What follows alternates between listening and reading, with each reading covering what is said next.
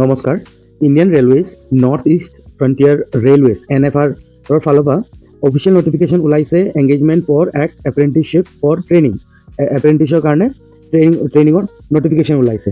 ইয়াত আপোনালোকে total vacancy 6,777টা post দেখিব পাব, বৃহৎ পৰিমাণত ওলাইছে আৰু এপ্লিকেশ্যন মোডটো অনলাইন আছে ইয়াত আৰু ইয়াৰ পে স্কেলো থাকিব আপোনাৰ এজ পাৰ এপ্ৰেণ্টিছশ্বিপ ৰুলছ। এইটো হিচাপে আপোনাক চেলাৰী আপুনি পাব যেতিয়ালৈকে আপোনাৰ ট্ৰেইনিংটো হ'ব। ট্ৰেইনিং 1 বছৰৰ কাৰণে হ'ব। এলিজিবিলিটি ক্ৰাইটেৰিয়াটো চাই লওঁ। এডুকেশ্যন কোৱালিফিকেশ্যন মেট্ৰিকুলেশ্যন লাগিব আপোনাৰ ক্লাছ 10 পাছ উইথ 50% মাৰ্কছ আৰু ITI চাৰ্টিফিকেট লাগিব ৰিলেভেণ্ট ফিল্ডত।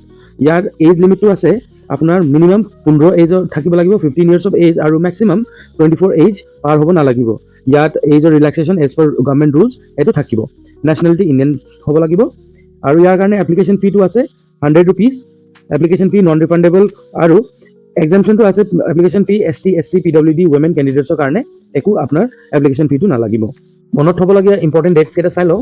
ডেট অফ নটিফিকেশ্যন এইটো ওলাইছিলে 14 তাৰিখে 14 জুলাইত আৰু ইয়াৰ ষ্টাৰ্ট ডেট এপ্লিকেশ্যন অনলাইন এপ্লিকেশ্যনটো ষ্টাৰ্ট ডেট হ'ব 20 তাৰিখে। তাৰপিছত আবেদনৰ শেষ তাৰিখটো হ'ব 19 আগষ্ট up to 5:30 PM সন্ধিয়া 5:30 PM লৈকে। তাৰপিছত মেৰিট লিষ্ট তাৰপিছত ওলাব which is to be notified, এতিয়া দিয়া নাই এইটো ডেটটো। সিলেকশ্যন প্ৰচেছটো হ'ব আপোনাৰ মেৰিট বেছড সিলেকশ্যন, আপোনাৰ ক্লাছ 10ৰ মাৰ্কছ আৰু তাৰপিছত ITIৰ মাৰ্কছ সেইটো ওপৰত আপোনাৰ সিলেকশ্যনটো হ'ব। নো ৰিটেন এক্সামিনেশ্যন, একো ৰিটেন এক্সামিনেশ্যন নাই ইয়াত আৰু final stage after merit list document verification থাকিব। যেতিয়া আপুনি মেৰিট লিষ্টটো পাৰ কৰি যায় তেতিয়া আপোনাৰ ডকুমেণ্ট ভেৰিফিকেশ্যনটো হ'ব। এপ্লাই কৰিবলৈ কাৰণে আপোনাক eligible candidates must apply online at the official website. আপোনাক অফিচিয়েল ৱেবছাইটত গৈ কিনে আপোনাক এপ্লাই কৰিব লাগিব আৰু ন' আদাৰ মোড অফ এপ্লিকেশ্যনছ একচেপ্টেড। আপোনাক খালি অনলাইন মোডেদি এপ্লাই কৰিব লাগিব, আবেদনটো দিব লাগিব।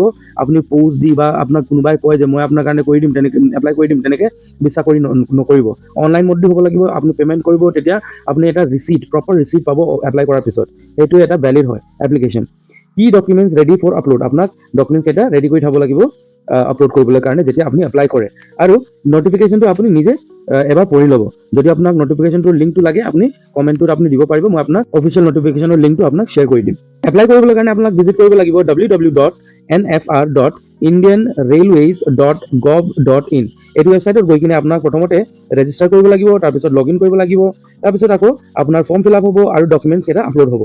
তাৰপিছত ফি পে'মেণ্ট হ'ব আৰু ছাবমিট কৰা হ'ব। এইটো ছাবমিট কৰাৰ পিছত আপুনি ৰিচিপ্ট পাব, সেই ৰিচিপ্টটো নিজৰ লগত থৈ দিব। আপোনাক পুনৰ এবাৰ জনাব বিচাৰিছোঁ যে অফিচিয়েল নটিফিকেশ্যনটো একবাৰ পঢ়ি ল'ব নিজৰ কাৰণে আৰু তাৰ ওপৰত যিকোনো ডাউট আছে আপুনি কমেণ্টত দিব পাৰে, মই আপোনাক ক্লেৰিফিকেশ্যনটো দি দিম। আই হোপ ভিডিঅ'টো আপোনাৰ কাৰণে হেল্পফুল আছিলে। এনেধৰণৰ আপডেটছ টাইমলি পাই থাকিবলৈ কাৰণে চেনেলটো ছাবস্ক্ৰাইব কৰিবলৈ নাপাহৰিব আৰু নিজৰ ফ্ৰেণ্ডছৰ লগতো এই ভিডিঅ'টো শ্বেয়াৰ কৰিব। থেংক ইউ ফৰ ৱাচিং। জয় আই অসম।